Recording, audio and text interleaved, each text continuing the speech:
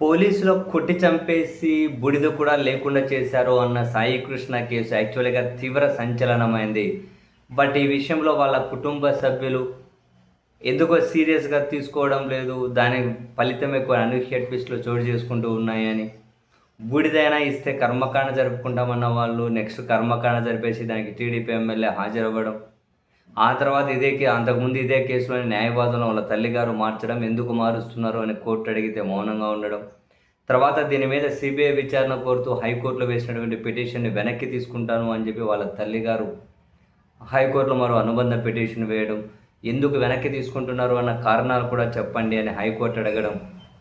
వెరసి సాయికృష్ణ కేసు నీరుగారిపోతుంది అనే చర్చ జరుగుతున్న వేళ ఒక కీలక పరిణామం చోటు చేసుకుంది.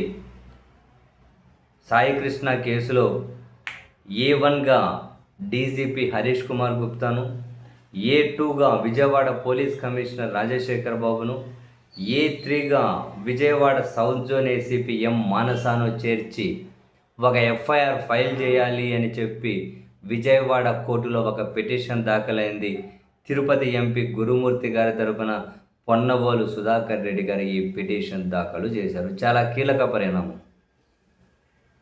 ఎంపీ గారి తరపున పొన్నవోలు సుధాకర్ రెడ్డి గారు వేసిన పిటిషన్ ఒక ప్రైవేట్ పిటిషన్. ఇది వాళ్ళు చెబుతున్నది ఒకటే, మార్కాపురంలో టాస్క్ ఫోర్సే కదా సాయికృష్ణ అదుపులోకి తీసుకున్నది. ఆ టాస్క్ ఫోర్స్ విజయవాడ కమిషనర్ పరిధిలోనే ఉంటుంది కదా. సో సాయికృష్ణ అదుపులోకి తీసుకున్న సమయం దగ్గర నుంచి ఆయన అదృశ్యం కావడం, ఆ తర్వాత మరణించారని చెబుతున్న ఈ అన్ని పరిణామాలు ఉన్నతాధికారులకు పూర్తి తెలిసే జరిగింది.